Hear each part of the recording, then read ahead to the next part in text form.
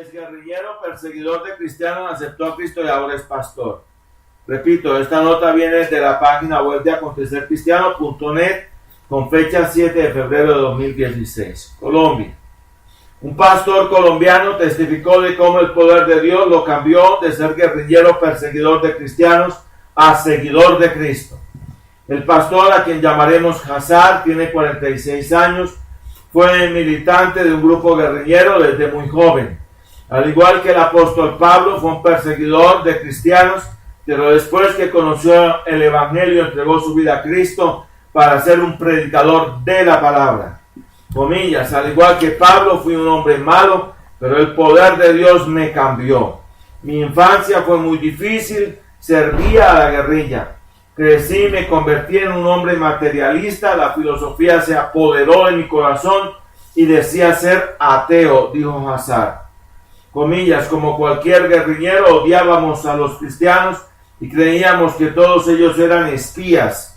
También decíamos que no servían para nada, ya que no nos daban información, no nos permitían reclutar a sus hijos, ni obedecían órdenes. Solo servían a Dios. Es por eso que los cristianos son vistos como enemigos de la guerrilla, por lo que son perseguidos y asesinados, dice el pastor al médico brasileño Portas Abertas.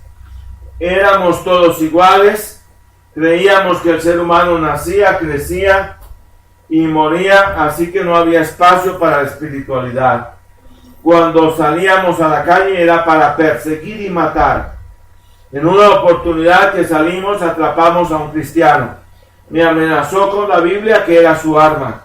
A pesar de que le apuntaba con mi ametralladora a su cabeza, tuvo el valor de decir: si me matas, debes saber que Jesucristo seguirá viviendo. Fue una discusión entre un hombre material y un hombre espiritual. Hazar le respondió al cristiano: no seas mentiroso, Dios no existe. Pero el hombre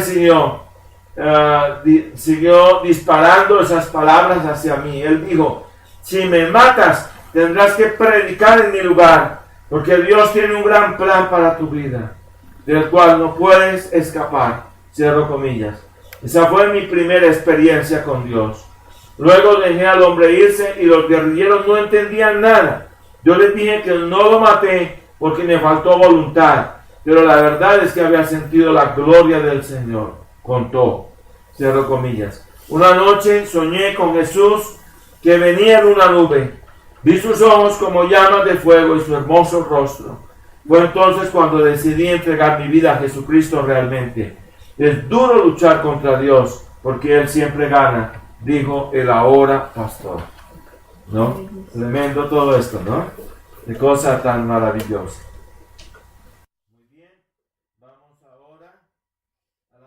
Muy bien, vamos ahora a la Biblia, a la palabra de Dios.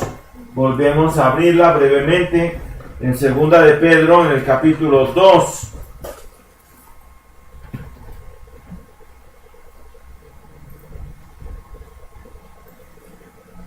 Segunda de Pedro, el capítulo 2.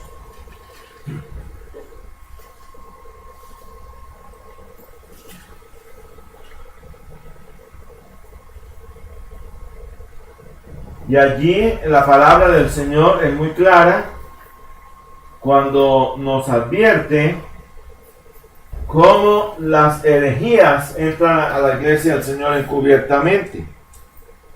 Que lo que dice allí la palabra del Señor es: pero hubo también falsos profetas en el pueblo, como habrá entre vosotros falsos maestros. Miren la titulación que le da el apóstol Pedro aquí, los sustantivos calificativos, que no son calificativos sino descalificativos, ¿no? Como habrá entre vosotros falsos maestros que introducirán encubiertamente, dice, sectas de perdición. En la Reina Valera 1960, la revisión de 1960 dice mejor, dice herejías, falsas doctrinas de perdición.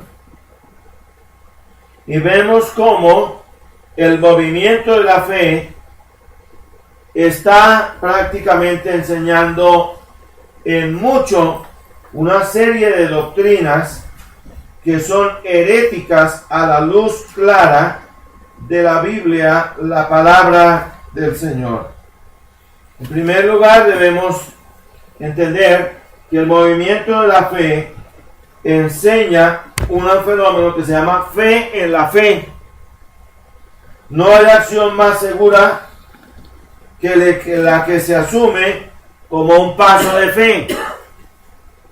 Sucede que pues este año que viene, el año 2017, y desde ya en Alemania, en Europa, se está dando todo el proceso de la celebración de los 500 años de la historia de la Reforma Protestante del siglo XVI.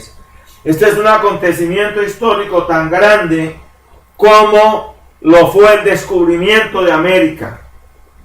Sucede que cuando se dio el descubrimiento de América, en el año de 1492, el reformador Martín Lutero y otros de los hombres que fueron la generación de la Reforma, repito, el reformador tenía 8 años y otros más habían escasamente nacido, otros estaban por nacer, cuando se dio el estallido formidable del movimiento de la Reforma Protestante del siglo XVI. Y el movimiento de la Reforma enfatizaba la justificación por la fe, por gracia, mediante la sola fe en Cristo. Sola gracia, sola fe y sola escritura. Así que para nosotros los cristianos evangélicos, cuando hablamos de fe, esto es algo muy sugestivo. Pero la pregunta es si el concepto de fe que enseña el movimiento de la fe es el mismo que enseña la Biblia, la palabra de Dios. Y la respuesta es clara y contundente: no. Pero en consecuencia, como estamos hablando de fe, entonces nosotros queremos inmediatamente oír. Y muchas veces no percibimos la herejía que se introduce allí, ya que la fe introduce al cristianismo al disfrute de un exquisito escenario de tapices. Nos ayudaría muy bien a analizar las falsas doctrinas que sistemáticamente tratan de alterar el material del cual está construida nuestra fe. Los maestros de la fe han redefinido de manera total el concepto bíblico de la fe. Para ellos la fe es una fuerza. Y sucede que hay muchos teólogos modernistas, especialmente de las escuelas europeas y de la escuela liberal norteamericana, que están trabajando mucho en el proyecto de redefinir. Por ejemplo, una de las cosas que más se va a combatir en el siglo XXI es la idea de la existencia del infierno. Y entonces la idea de ellos es: no, esa doctrina sí es, pero es que hay que redefinirla. Y tras de redefinirla, lo que está es socavar el concepto bíblico, el fundamento bíblico, y darle otra equivalencia diferente a la que da nítidamente la palabra de Dios, actuando como condotieros, como personajes que hacen allí una mascarada tipo magia blanca de apariencia, pero han cambiado la cosa y aparentemente sigue siendo la misma doctrina, pero es otra. Y así el movimiento de la fe ha hecho un proceso artificioso de redefinición. No, es que vamos a redefinir lo que es la fe. Para ellos la fe es una fuerza, es una energía. El concepto es el mismo en la teoría de la relatividad de Alberto Einstein. Es decir, una energía que puede llegar a constituirse en una masa. La masa en sí es una concreción de energía. Eso es lo que estos maestros de la fe están enseñando. Una concreción energética. Por lo tanto, cuando estamos hablando de fe, estamos hablando de fuerza. Estamos hablando de energía. Cuando hablamos de una masa, de una determinada masa, estamos hablando de una energía. De eso es lo que estamos hablando. Entonces, ¿qué es esa masa? Energía. Y esa energía es una fuerza. Y sucede que entonces ellos dicen, la fe es una fuerza. Por lo tanto, la fe es una energía. El Dios del movimiento de la fe es meramente un títere gobernado por la fuerza o por la energía impersonal de la fe. En consecuencia, lo que hay allí es que cuando nosotros activamos la fe, inmediatamente lo que estamos haciendo es obrar allá en el poder, en el ser de Dios. Estamos moviendo unas palancas allá de Dios, del ser interior de Dios, para lograr un objetivo. Esa es la idea. En consecuencia, la fe no está puesta en sí misma en Dios, sino que la fe está puesta en la fe como algo en sí mismo. Pero esto es un grave error que enseña el movimiento de la fe. Bienvenido, hermano Luis. Y entonces la fe para ellos es una fuerza. La idea en consecuencia es que Dios es como una especie de cajero automático, ¿no? Si yo aplico de manera correcta la tarjeta correcta, si yo obedezco a unas fórmulas de procedimiento, si yo aplico la clave secreta correcta y presiono el botón de continuar, voy a tener exactamente, Dios me va a arrojar como un cajero automático, me va a arrojar el dinero o me va a arrojar la respuesta que yo necesito. Pero Dios entonces es solamente un medio para un fin. Pero mi fe entonces está puesta en la fórmula correcta que yo empleé para obtener el objetivo. El concepto bíblico de fe es un concepto completamente diferente. El concepto bíblico de fe lo encontramos más exactamente en un evangelio, el evangelio de Juan. El evangelio de Juan usa alrededor de 85 veces o más el término griego pisteuos o pistis, que lo que significa es algo en lo cual yo me puedo afianzar, algo en lo cual yo me puedo apoyar. El concepto bíblico de fe es el concepto que tiene como raíz y fundamento un Dios que es soberano, es decir, la soberanía de Dios, y significa que es un Dios soberano todopoderoso que se da a conocer y que se ha dado a conocer a nosotros. Y en la medida en la cual Él se ha dado a conocer, en la medida en la cual Él se ha revelado y se revela a nosotros, Él nos da su palabra, y nos da su palabra en ley y evangelio. Y en el evangelio, en ley y evangelio, llegamos a conocer su naturaleza, llegamos a conocer su carácter, tanto por la ley como por el evangelio. Pero por el evangelio nosotros vemos que Él nos da sus promesas. ¿A quiénes? a los que hemos entrado en su pacto. En su pacto. Él entonces allí nos da unas promesas y nosotros lo que hacemos es creer en esas promesas. Al creer en esas promesas, entonces nosotros nos apoyamos en esas promesas.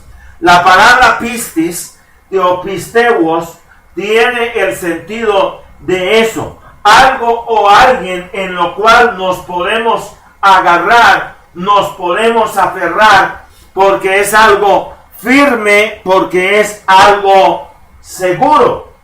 Como cuando en un momento dado una persona que sabe llega y lanza con la debida agilidad y oportunidad el lazo y lo lanza sobre algo, sobre una base firme y segura, y el resultado de eso es que el lazo nos hace una conducción y la persona puede dirigirse hacia una base, hacia un lugar donde está asegurado y fuera de peligro.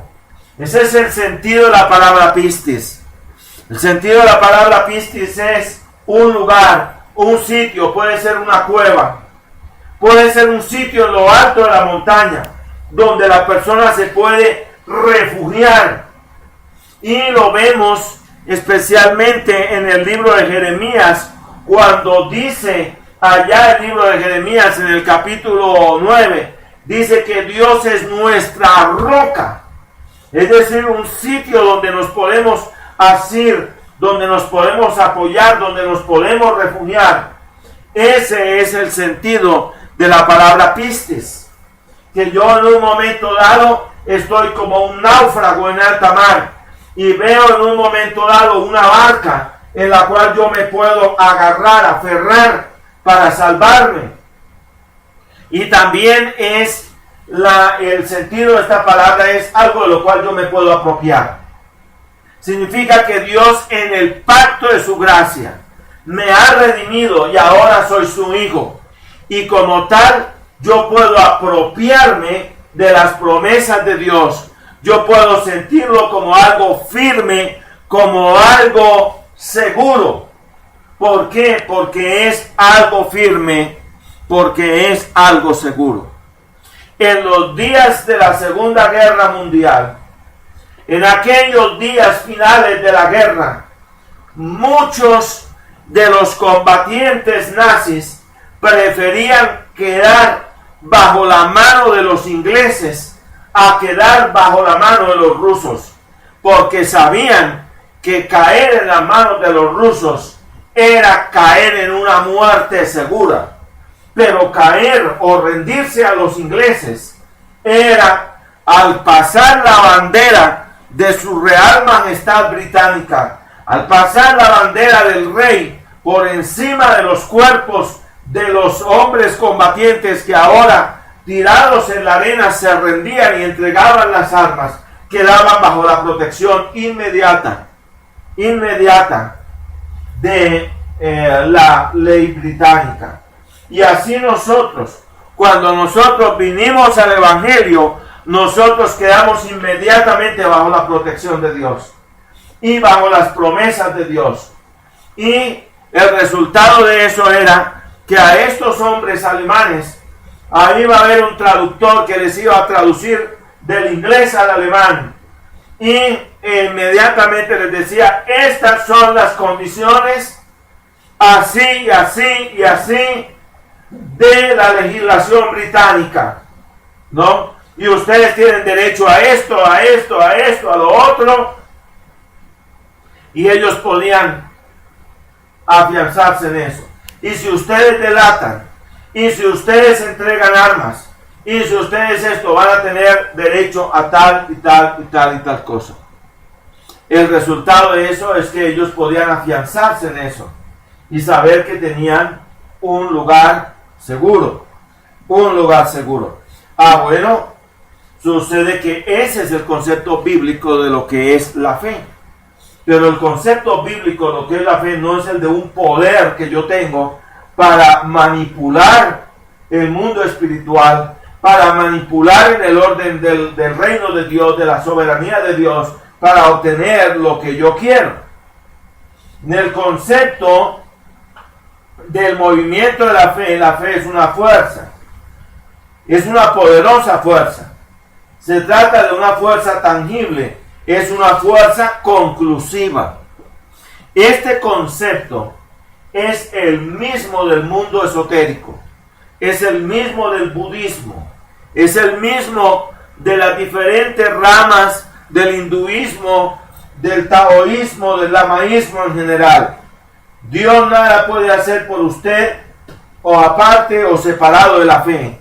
Es decir, como si Dios quedara en un momento dado como amarrado, como limitado, impedido o como debilitado. No. Dios ha dado una instrucción y en su designio está obrar en nosotros la fe, porque al contrario Él es la fuente de la fe, y que sea por medio de la fe que nosotros podamos llegar al conocimiento de su amado Hijo Jesucristo para ser salvos. Pero no hay nada que nos diga que Dios queda algo así como amarrado, como imposibilitado, como que no puede hacer, que no puede actuar. Lo que sucede es que Dios no va a pasar por encima de sus principios. Él no lo va a hacer. Él ha establecido un orden, porque es un Dios de orden. Él no va a pasar por encima de su propia naturaleza, ni de sus atributos, ni de las normas que Él ha establecido. Pero no hay nada que a Él lo pueda impedir, porque su poder y su fuerza es infinita. Eso es de su naturaleza. La fuente del poder de Dios es algo así como un gran acumulador de energía en los cielos. Esto es lo que dice el movimiento de la fe. Es como algo así como una especie de gran tanque o gran cilindro, ¿no? Y sucede que este gran tanque o gran cilindro se va llenando. Este acumulador tiene un polo positivo y otro negativo. El polo positivo representa la fe, en tanto que el polo negativo representa el miedo, ¿no? En consecuencia, lo que nosotros debemos tener es una canalización positiva de nuestras fuerzas energéticas, de nuestro ser interior. Por eso el movimiento de la fe, cuando estamos hablando del movimiento de la fe, estamos hablando de personajes de la talla de Joyce Meyer, Creflo Dollar, Benny Hinn, Kenneth Copeland, Kenneth Hagin y otra inmensa cantidad de personajes. Incluye también a Cash Luna, incluye a Alberto Motesi y a otros que hemos de quedar admirados de ver que están afiliados a este sistema, que muy probablemente puede ser que sean miembros secretos de las logias de la masonería. ¿Por qué? Porque se da el caso del reciente fallecido Robert Schuller, que era un destacado líder pentecostal norteamericano y era masón, y era del movimiento de la fe, y él perteneció a la masonería. En consecuencia, ese concepto viene de la masonería. La idea es que nosotros somos pequeños dioses, y el movimiento de la fe enseña que nosotros los cristianos somos divinos, que somos pequeños dioses, que tenemos el poder dentro de nosotros mismos. En consecuencia, lo que el movimiento de la fe hace es llevar a enseñarnos que nosotros por sí mismos tenemos el poder, que el recurso está en nosotros. Y una cosa muy diferente es la que nos dice el apóstol Pedro en Hechos el capítulo 4, cuando el Señor, por en medio de los apóstoles Pedro y Juan, allá en la entrada en el templo de Jerusalén, por la puerta la hermosa, sanaron a un tullido. Y dice que la multitud se agolpó en aquel momento cuando Pedro y Juan fueron instrumentos de Dios para hacer aquel milagro. Y luego dice que el apóstol Pedro pidió a la multitud que hiciera silencio. Y digo, ¿por qué vosotros ponéis vuestra mirada en nosotros como si por nosotros mismos hubiéramos hecho este milagro? Y dice, Jesús de Nazaret, a quien vosotros crucificasteis, a quien entregaron los ancianos, por y a quien Dios resucitó de los muertos, por Jesús es que este hombre está en vuestra presencia sano. Pero le advirtió que en ellos no estaba por sí mismo el poder. Y esta falsa doctrina la enseña el movimiento de la fe. El movimiento pentecostal en sus orígenes enseñaba que los cristianos piadosos debían encerrarse a pedirle a Dios el bautismo del Espíritu Santo. Y distamos mucho de lo que ha enseñado el movimiento pentecostal en sus orígenes con respecto a esto. Pero la idea que sostenía el movimiento pentecostal era que nosotros somos seres humanos, criaturas de Dios, y que en nosotros, por nosotros mismos, no está el poder, que el poder viene de Dios. En consecuencia, es un concepto diferente. El apóstol Pablo dice en un momento dado, con toda claridad, porque Dios es el que en vosotros obra, así el querer como el hacer, por su buena voluntad. Eso muestra que el hombre en su condición natural sin Cristo está completamente tirado y en el suelo.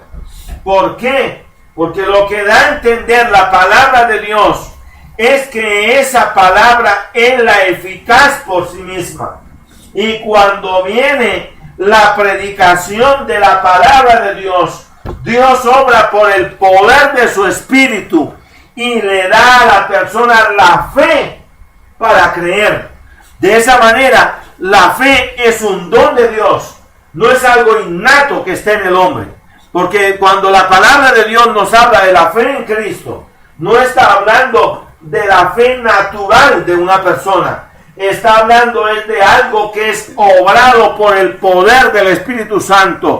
De tal manera que el creer como el hacer, es decir, el percibir el mensaje de la palabra de Dios como el levantarse, es obrado por el poder de Dios completamente. Y dice, a vosotros os es dado a causa de Cristo, no solamente el creer en Él, sino el padecer por Él. Da a entender que son dos cosas que Dios da. Y la primera que Dios da es el creer en Cristo. Noten que eso es dado por Dios. De tal manera que la salvación es algo que es obrada de principio a fin, toda completamente por Él, por la riqueza de su gracia en gloria en Cristo. En consecuencia, no es algo que esté en nosotros. Los mentalistas orientales nos hablan del poder que nosotros tenemos por el ombligo. Eso lo enseña el taoísmo, que el núcleo de poder está en nosotros por el ombligo. Y entonces terminamos poniendo la fe en el ombligo. Y aquí yo tenía el caso de una amiga nuestra que es una fiel creyente, y el papá, que es barranquillero, y entonces él tiene la fe puesta en la energía interior que hay en él y en el poder de la mente. Terminamos teniendo fe, esa es la fe, pero no la fe en el Señor. En consecuencia, el concepto bíblico de fe, repito, y el concepto que tiene el movimiento de la fe, que el movimiento de la fe da de lo que es la fe, son completamente opuestos esos dos conceptos. No ligan el uno con el otro. Y este concepto de fe es una injuria contra Dios, porque es una injuria contra la soberanía de Dios.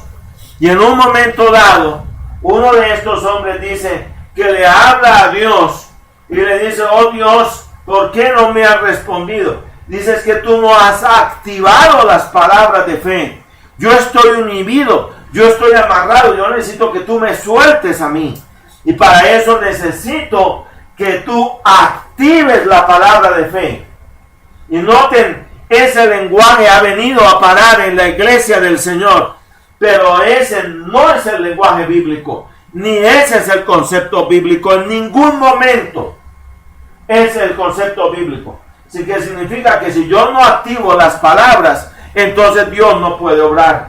Dios queda amarrado y nada puede entonces hacer. Pero recuerdo muy bien un viejo sermón de Carlos Spurgeon, ¿no? Donde Carlos Spurgeon dice: dice que yo debo ir al Señor, pero un momento yo estoy paralítico, tullido, no puedo ir. Dice que yo debo largar mi mano, pero yo estoy fracturado, tirado, no puedo ir.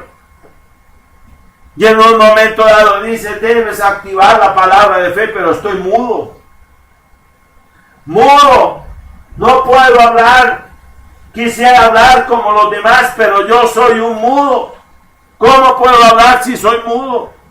Pero dice: mirad a mí y sed salvos todos los términos de la tierra. Ay, Señor, pero ¿cómo puedo mirar si tú no me das la vista? Y entonces todo poder viene ¿de quién? De Él. Un concepto como el que emite el movimiento de la fe sobre la fe es una injuria a la soberanía de Dios. Y Dios es soberano de principio a fin. Las palabras para el movimiento de la fe son los recipientes que contienen la sustancia de la fe. Pero las palabras son los recipientes. En consecuencia, Dios tiene que esperar a que yo formule la expresión. Y sin embargo, lo que dice la palabra de Dios es que aún no está la palabra en nuestra boca y Dios ya la sabe toda. Él ya la conoce toda. Pero ellos dicen que no, que uno tiene que pronunciar la fórmula en general.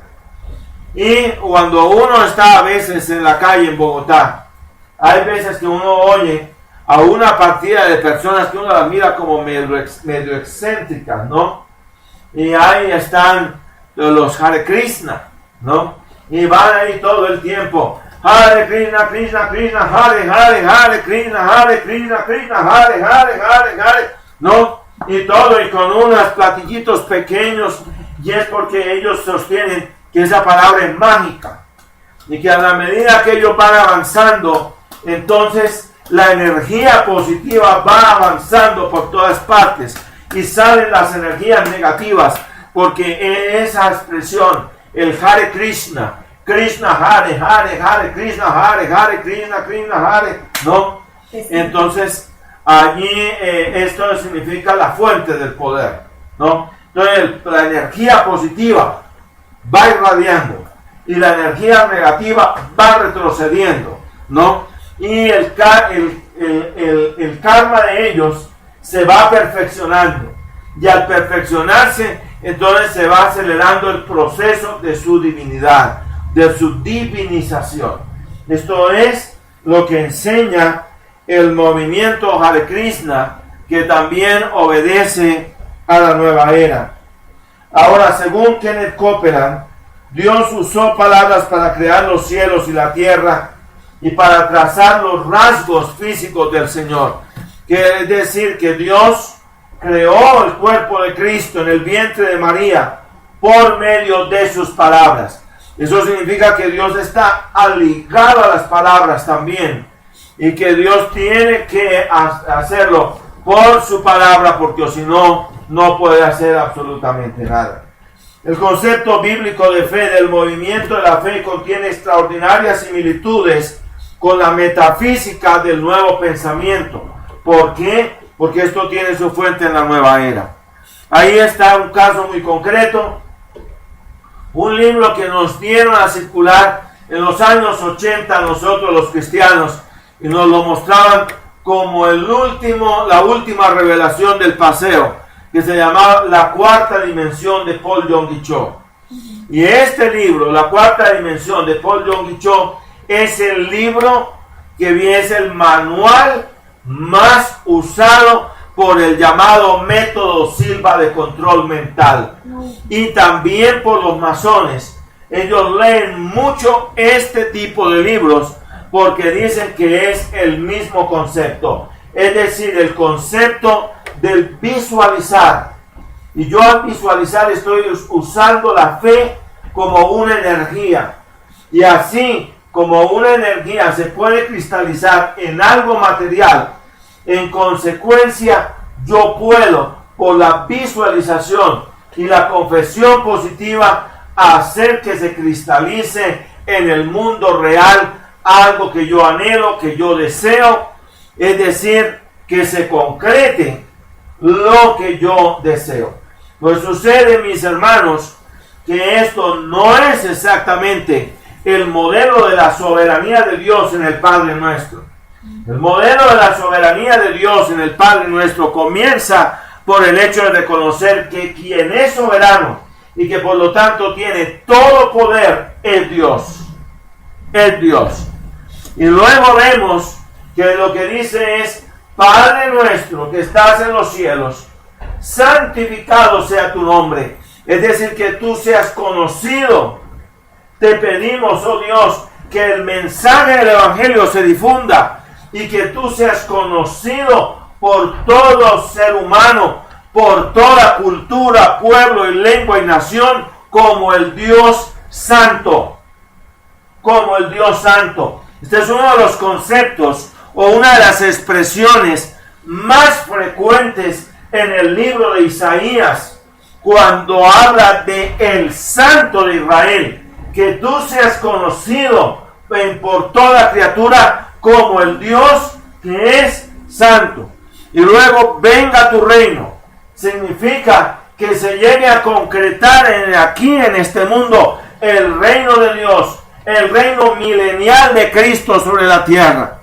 Hágase tu voluntad, es decir, que en nuestras vidas se viva en verdad la vida de Cristo, que la voluntad de Dios es la que se haga en nuestras vidas, así como esa voluntad de Dios se hace con los ángeles de Dios, como se hace con los seres que habitan en los cielos, que se haga también real en nuestras vidas. Ese es el sentido, pero lo que hay allí es peticiones. Peticiones. Y este sí es el poder natural de la palabra en nosotros. Pedirle a Dios. Tenemos poder para creer, porque nos es dado por Dios en la obra de la regeneración. Creer en su soberanía y confesarla. Creer en su poder redentor y confesar esto. Y creer que Dios es fiel a sus promesas. Y sobre esa base, pedirle a Dios que obre, que nos auxilie, que responda a nuestras peticiones. Pero no existe tal cosa de que las palabras tengan un magnetismo, que las palabras tengan un poder. Y es por eso que los mentalistas y los orientalistas hablan generalmente de elementos que son positivos y elementos que son negativos. Y dicen cómo debe uno colocar los espejos en las puertas, porque eso trae energías positivas. Cómo se deben o no se deben usar ciertas flores y ciertas otras flores sí se deben usar, porque las unas traen energías negativas, pero las otras traen energías positivas. Esto es lo que enseña todo el esoterismo a nivel mundial. Y las palabras traen energías positivas o negativas en general. Las palabras en el ser humano sí tienen cierto poder. Podemos herir sentimientos de las personas. Podemos herir los corazones. Y la palabra de nuestros labios muestra lo que hay en nuestro corazón, lo que hay en nuestra mente. Dime lo que hablas, yo te diré lo que tú eres. ¿Por qué? Porque la palabra muestra lo que hay por dentro. Esta es la realidad. Pero sucede que el que puede cambiar lo que hay por dentro en nuestros corazones es el Espíritu Santo de Dios. Él es el que puede cambiar. Él es el que puede renovar. Él es el que puede transformar. Y si en mi vida hay flores, ¿qué doy yo? Flores. Los musulmanes tienen una leyenda en la cual dicen que Jesús nuestro Señor tenía un odre, que él siempre llevaba un odre y que en el odre llevaba leche y miel, y en consecuencia a sus discípulos les daba leche y miel. A las personas que se acercaban para oírlo les daba leche y miel, e incluso a sus adversarios, que Jesús también a los fariseos y a los saduceos se acercaba y les daba a probar la leche y miel que él tenía. Y entonces le decían: Señor, ¿por qué tú haces siempre eso? Y entonces que el Señor Jesús se volteaba y decía: no, es que yo eso es lo que tengo, por eso es lo que doy, porque eso es lo que tengo. Y la moraleja sí queda muy en claro, es decir, cada quien da de lo que tiene. Y sucede que si nosotros tenemos la palabra de Dios en verdad, el poder del Espíritu Santo, el orden, la luz, la belleza, la armonía, la vida que el Espíritu de Dios da, eso es lo que nosotros damos. Eso es lo que damos. Pero cuando en un momento dado usamos las palabras para herir sentimientos, para destrozar identidades, cuando le decimos al niño: eres un tonto, un estúpido, un bueno para nada, nunca servirás para nada, eso daña, eso crea daños. Pero de allí a decir que las palabras tienen un efecto mágico, entonces la fe la ponemos en las palabras, pero no la estamos poniendo debida y correctamente en Dios. Según el Nuevo Pensamiento, hay una ley que se llama ley de atracción. Esta ley dice que tal como lo semejante atrae a lo semejante, así nuestro pensamiento puede atraer las cosas que desea o espera. ¿Qué nos enseña el libro de la cuarta dimensión? ¿Qué nos enseña?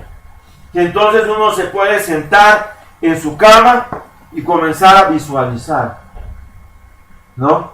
Y yo visualizo en la camioneta 4 puertas plateada que necesito, y yo visualizo los pasajes por avión para visitar las Islas Bahamas, visualizo los dólares y no sé qué, y entonces yo comienzo a hacer una serie de actos mágicos. Y un pastor allí en un domingo en un púlpito en Bogotá diciendo: jalamos del mundo espiritual, y todos jalamos los $10,000, creo, que necesitamos, y decimos que están en el más allá y vienen para el más acá, y cosas por el estilo. Eso es antibíblico completamente. Lo que hacemos es pedir. ¿Qué dice la palabra? Venid y recibiréis, buscad y hallaréis, y llamad y se os abrirá. Pero ¿quién es el que aclara esto? El libro de Isaías, allá en el capítulo 55, cuando dice claramente: buscar al Señor mientras puede ser hallado, llamadle entre tanto que está cercano. Deje el impío su camino y el hombre inicuo sus pensamientos, y vuélvase al Señor, el cual tendrá de él misericordia, y el ser Dios nuestro, el cual será amplio en perdonar. Quiere decir que en el orden de Dios, la necesidad más urgente que la persona tiene es ponerse a cuentas con Dios, pedirle a Dios de gracia por la fe en Cristo, el perdón de sus pecados, el arrepentimiento, el nuevo nacimiento. Esto para Dios es lo primordial. La gente le dice a uno, no, es que lo fundamental es la salud. Sucede que la salud es algo peregrino en este mundo, y de algún mal nos vamos a morir. Y la Biblia lo que dice es que estaba Eliseo enfermo de la enfermedad de que murió. Eso llama bastante la atención. Si nosotros vemos que entonces un creyente como Eliseo puede enfermarse, no necesariamente por un pecado o porque es un negativo. Claro que lo que hay en mi corazón influye en mi organismo, porque la Biblia dice que la lengua es un mundo de maldad y que inflama toda la creación. Por lo tanto, no se puede esperar que el examen de sangre me salga positivo y me salga todo bien si yo soy un tipo negativo todo el tiempo. Pues vamos a mirar allí, quién sabe qué pasa con estas plaquetas y todo esto. ¿Por qué? Porque todo el tiempo estoy de lo que está de mi podrido corazón, es lo que yo estoy confesando y eso es lo que está saliendo. Y eso afecta al entorno. No sé, pero hay personas que uno está en un ambiente chévere con los demás y todo, y llegan con su negatividad o llegan con su oscuridad y minan inmediatamente el ambiente, lo minan. Qué cosa tan impresionante. ¿Por qué? Porque así tienen por dentro todo. Y de esa manera todo lo ven así. Claro, como lo que tienen es negro en el corazón o sucio, todo lo ven negro. Todo lo ven así. Cosa impresionante. Pero eso obedece al pecado que hay en el corazón humano. Ahora, los maestros de la fe interpretan la palabra sustancia para identificarle con la mágica materia prima con que fue hecho el universo. Y ellos toman la Reina Valera en su forma antigua, como la tenemos aquí, ¿no? Y entonces dicen, miren, ahí está en Hebreos 11:1. Ahí dice que la fe es la sustancia de las cosas que se esperan, la convicción de lo que no se ve. La fe es la sustancia. Una traducción más acertada fue la que se hizo en la revisión de 1960 de la Reina Valera. Es la certeza de las cosas que se esperan, la convicción de lo que no se ve.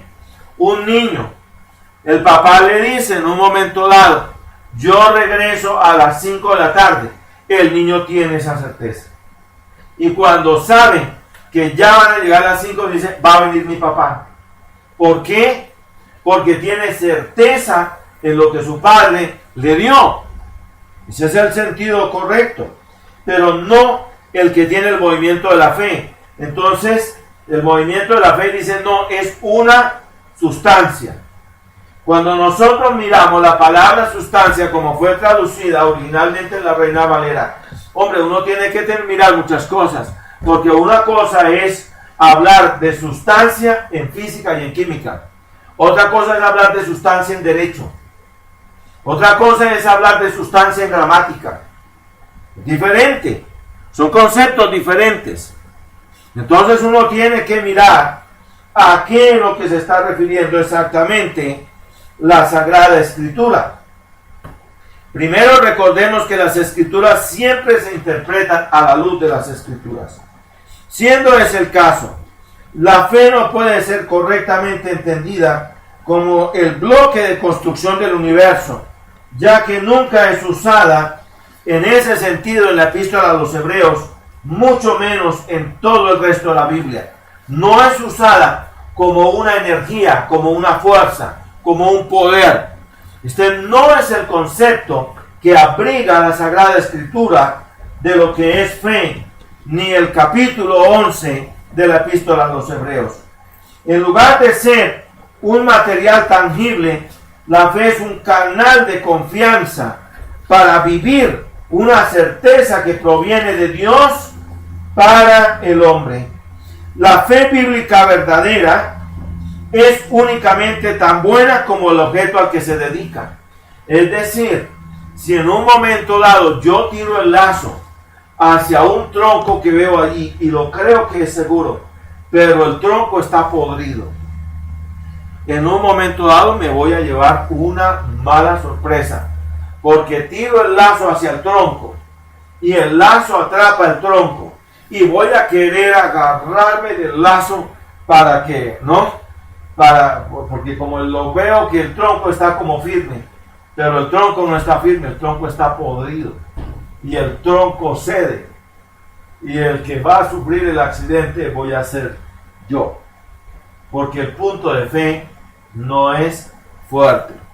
Una maestra de parapente llevó a sus alumnos a una instrucción de parapentismo, pero qué tristeza, porque en un momento dado ella hizo todo el lanzamiento, pero se estrelló en el fondo, en el abismo. ¿Eso a qué se debió? A que en un momento dado el instrumento, el parapente que ella llevaba, no funcionó. Un paracaidista australiano se logró salvarse con gran dificultad. Era un experto, pero no había revisado el paracaídas antes de lanzarse. Y cuando activó la cuerda para que el paracaídas pudiera salir, liberarse, y él pudiera llegar a tierra con tranquilidad, sucede que no pasó eso. El paracaídas no se activó y él pasó un gran peligro, pero lo salvó el hecho de que cayó sobre una red tupida de árboles y eso logró salvarlo. Se fracturó varias costillas, se fracturó las piernas, pero pudo salvarse. ¿Por qué? Porque el peligro que él vivió fue que no le funcionó el paracaídas. Y así es, si nuestra fe está en Dios, entonces, si Dios es fiel y si Él es poderoso, la eficacia radica en lo que Él es. En eso radica, que hemos puesto en Él toda nuestra fe en Él. Él ha obrado por su Espíritu Santo en nosotros esa fe. Y nos dirigimos hacia Él, clamamos en su misericordia y Él nos responde. ¿Por qué? Porque la eficacia está en ¿quién? En Él. La eficacia no está en nosotros. La eficacia está completamente en Él. La palabra traducida, sustancia, aquí en Hebreos 11:1, es la palabra griega hipóstasis, la que en el contexto de Hebreos 11:1 significa una impresión de seguridad, una consumación mental. La fe se refiere específicamente a la seguridad en que las promesas de Dios nunca fallan. Alabado sea el nombre del Señor. Padre, te damos gracias por esta tu palabra, Señor, porque no se trata jamás de que nosotros podamos, Señor, manipularte a ti, que haya algo así como una especie de fórmula para doblarte el brazo a ti y obtener lo que caprichosamente deseamos. Oh no, Señor, te damos gracias por las veces que tú nos respondes, por las veces que tú callas y no nos respondes. Gracias, Señor, por las ocasiones cuando nos cierras la puerta y nos dices no. Te doy la gloria, te doy la honra, te doy la alabanza, Señor. Te pedimos, Señor, en esta hora la asistencia con tu gracia. Queremos pedirte, Señor, el perdón de nuestros pecados, más amor y más consagración, más conocimiento de ti, más humildad. Señor, la necesitamos más de ti. Oh, decimos las necesidades materiales que tengo, pero en el orden tuyo, lo más importante es mi salvación y mi santificación. Lo más importante es tener la sabiduría tuya, con la cual yo soy verdaderamente rico. Y tener la humildad y la vida tuya en mi vida, es decir, la santificación.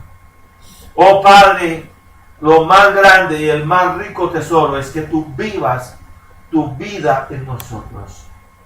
Que la vida de Cristo se haga real en nuestras vidas, con el poder del Espíritu Santo. Allí es cuando somos verdaderamente ricos. No lo somos en el orden del mundo, pero lo somos en el orden tuyo, Señor. Gracias, Señor, por todas tus bondades, por todas tus misericordias en esta hora. En el nombre santo del Señor Jesús. Amén y amén. Alabado sea el nombre de